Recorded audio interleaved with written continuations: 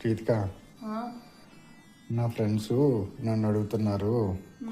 2 years ముందు చాలా రెగ్యులర్గా వీడియోస్ చేసేవారు కదా, సడన్గా మానేశారు ఎందుకు అని అడుగుతున్నారు. నా ఫ్రెండ్స్ కూడా నన్ను అడిగారు మాము. ఎందుకు మానేసావు మరి? నాకు బిగ్ బాస్ ఆపర్చునిటీ వచ్చింది కదా, ఆయన ఇచ్చే టాస్కులు చేస్తూ బిజీగా ఉండి వీడియోస్ చేయడం ఆపేసాం.